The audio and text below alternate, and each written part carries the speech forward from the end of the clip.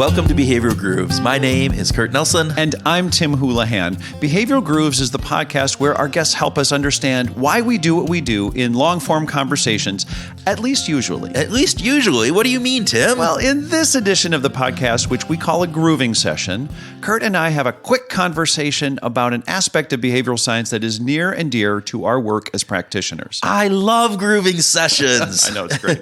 And I know that whatever we want to talk about today is going to be more important than whatever we have scheduled to talk about next week, right? That is a great example of what we're going to talk about today. Yeah. Because we're going to talk about temporal discounting and its closely related cousins. All right. Cousins such as hyperbolic discounting and temporal construal. Yeah. All right. Those are very scientific words, but we'll try to explain this. All right. So let's begin with temporal discounting.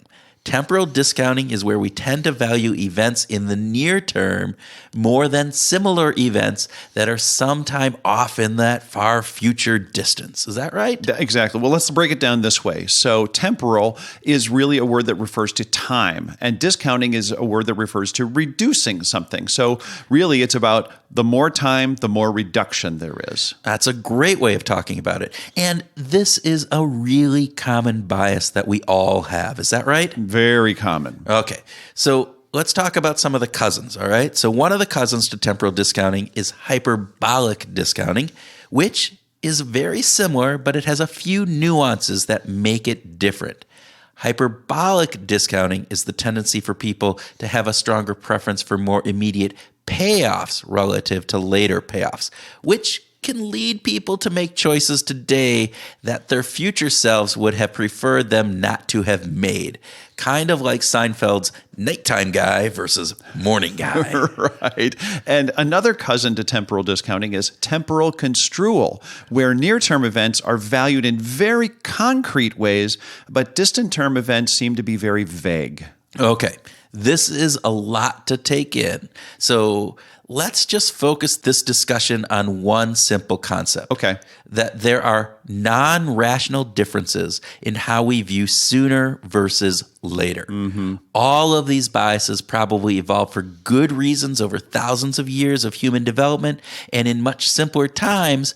But these days, our world is very complex, and these biases can get in the way of our best decision making. Yeah, definitely. These biases all contradict the predictions of purely rational choice if time were not a factor. Okay, so let's talk about the traps that we fall into because of temporal discounting. All right. So temporal discounting is a key pillar in several of the behavioral science aspects of neuroeconomics, behavioral economics, neuromarketing, and a vast variety of other things. Right. All right. So what are some of the research that has identified this? What's some of the fun stuff that we can learn from? Well, let's just start with, how about retail? Okay. What it's like to be a purchaser when you go to a retail store and you see a sweater, for instance, and you like it and it's not on sale.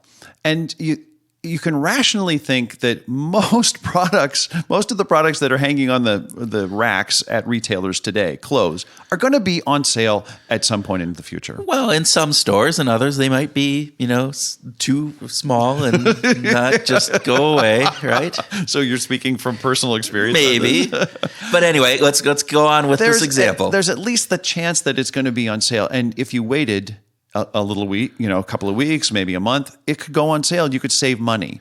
Right. So, for instance, you could do a thought experiment. If you had a sweater for $100 today, but you knew that in 3 or 4 weeks that store is going to have a big sale. It's their annual sale, and that sweater is going to go on sale for $90 instead of $100. The idea of temporal discounting and hyperbolic discounting on that is that, hey, I should probably wait. It's $10 I can save. Well, the rational thought is we should wait and save. The economic rational actor, wow, that's a $10 discount, and for the amount of time, whatever that time is, I should wait. However, that's not how we respond, right? No, we view those distant events as being less valuable, and it's too risky, and it might not be there, and I really need it now. Right. I need it now, so I'm not going to wait. I'm just going to buy it at the full price, and you know what? It's going to be great, and I'm going to love it, and then all my rationalizing stuff kicks into place. So it's a Veruca Salt thing, right? Daddy, I want it now. I want it now. That's a Willy Wonka reference for those of you who might not be familiar. So I know that there was some really interesting research done on this where they talked about, all right, so if you were to get $10 today or wait a month and get $12, right? Yes. Most people pick the $10 today. But when they changed this, they changed the concept of saying, all right, if you get $10 in 1 year or you get $12 in 13 months, again, the difference between waiting 1 month to get the additional $2, most people waited 13 months. Yeah, Chris Shee did a lot of this work at University of Chicago. Max Bazerman is has done a lot of work in this. George Lowenstein has done a lot of work in this as well. And Chris Shee started this work on with chocolates, and and really, really loved this idea of the way he framed it as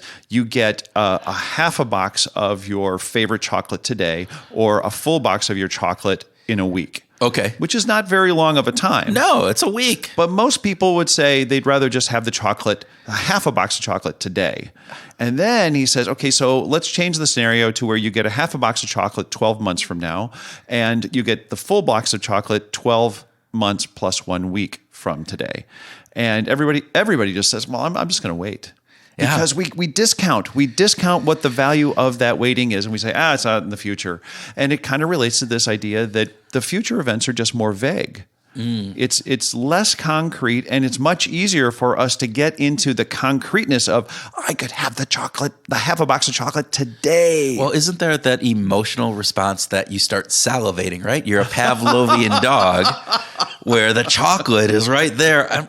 I want the chocolate now. It's the Veruca. I want it now, Daddy. Don't give me the golden goose tomorrow. I want the golden goose today. It is the Veruca Salt syndrome, I think. Yeah, and so with that, we think about this when you go out a year, right? You don't have that immediate salivation happening. And so that week difference then also, it's relatively, if you think about that, going out a year, 1 week to a year is relatively small, right? It's one week out of 52 weeks in the year, so it's 1/52nd more versus 1 day, today versus 7 days, which from is now. a huge difference, right? Yeah, and we frame it differently. Yes, even though the framing could just be, it's still just a week's difference. It's still just 7 days. But that's not how our brains operate. No, so when we think about those things, it really changes how we perceive the value. And what we want. Scott Jeffrey used to say to me that we as humans are percentage smart and absolute foolish. That we can pick up a 1 pound weight and tell the difference between a 1 pound weight and a 2 pound weight, which is still 1 pound. The absolute difference between those two is 1 pound, but the difference is 100%. Okay. And yet we can't tell the difference between a 25-pound weight and a 26-pound weight, which is still a 1 pound difference. And if we're good enough at picking up 1 pound versus 2 pounds and telling the difference, why wouldn't we be able to tell the difference between 25 pounds and 26 pounds? And we are percentage-wise, we're good about the percentage, but not so good about the absolute. It's that just noticeable difference piece, right? So Very much so. A really interesting facet of this. All right, so how do we apply these concepts in the world that we work in, right? Well, they come into play in healthcare a lot, right? Okay. In our own health and how we think about how we're going to eat and drink and exercise and smoke. Like, this is a big thing for smoking cessation, where smokers easily rationalize, well, I'm just going to have one right now. And that's not really going to affect me long term, right? Because that future is very vague, and very uncertain. And so it's very easy for us to rationalize, well, I'll just do it today. I'll just have that burger with the fries. I could have the burger with the salad, but I'm not. I'm going to have the burger with the fries. And so because that's very concrete to me, and it would be very pleasing to me to do it right now. And the future, I don't know, the future, whatever the future is. Yeah, it's just way out there. Right. So I think, again, to the point of us being able to optimize our long-term benefits, we get shortchanged because of temporal discounting, because we are the results of the thing, and we want things now. So it's harder for us to make those long-term, really positive decisions, whether it be retirement savings, whether it be very much so, eating healthier, exercising, all of those facets that come into play. Gretchen Chapman even went so far as to say that it's really hard for us to implement these short-term changes that improve our future health because of temporal discounting. Right. It's very, very difficult for us. I want my damn Oreos today. Veruca. I know that I shouldn't, because long term it's going to put some extra pounds on me, and I don't want to do that. But, for today. All right. So let's think about this from a work perspective. And I know from an incentive perspective and dealing, like if you were talking about salespeople, right, there can be some really interesting facets of this that come into play. So let's talk a little bit about that. So salespeople are motivated to sell. They have deadlines every month of get the sales done now. And they have quotas and things. So there's a lot of pressure on them to get it done. And they'll often try to entice a customer to get to buy today using a discount. Okay. Which reduces the total amount of revenue to the firm, to their company, and it probably reduces their commission. As well. So they're actually not working in their best self-interest. If they think that they can get the customer to buy in the long term at the full price, then why not stick with that?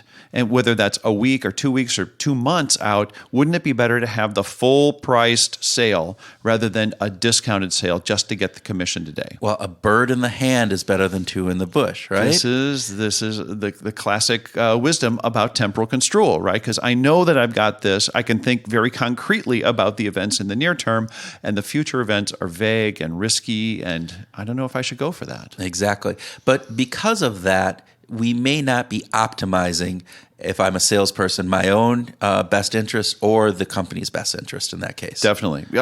The customer gets a great benefit from it because they get it at what they wanted at a lower price. Well, there you go. Yeah. All right. So let's wrap this up with a couple of notes. So our main theme is really about the unequal ways we value things that for all practical purposes should be equal. And time is a big thing that influences that inequality. Yeah. So temporal discounting and hyperbolic discounting and temporal construal, well, they're all related to this idea of when things happen influences how much we value them. Right. And the trouble is that unequal treatment of things in time gets in the way of making good decisions. Sales reps mistake smaller, more immediate payouts of commissions over larger but longer term payouts. Yeah, consumers, they frequently give in to buying things today rather than waiting for that item to go on sale and saving money. And worst of all, we make choices about our health more often based on how we feel right now rather than how we will feel in the future. If you find our show interesting, share it with a friend or a colleague or with your students if you're a teacher. This is the best and easiest way to help grow the community. Send them a text or an email that links to behavioralgrooves.com and tell them that they should give us a try. Or you could give us a 5-star review or a recommendation on Apple or Spotify or any other service that you like to listen to us on. Kurt and I review them all, and we love to see what you think. These shows are our passion. We do this on our own time with our own money. Yes. I know both of our consultancies are based on bringing behavioral science insights into companies. And yes, the knowledge and insights that we gain from talking to our guests and grooving on these things helps in that. But this is a passion of love for us, and we want to thank you, our listeners. You're the reason that we do it, and we love hearing from you. So please leave that review or contact us directly through the behavioralgrooves.com or on Twitter. All right. So thanks for listening, everybody.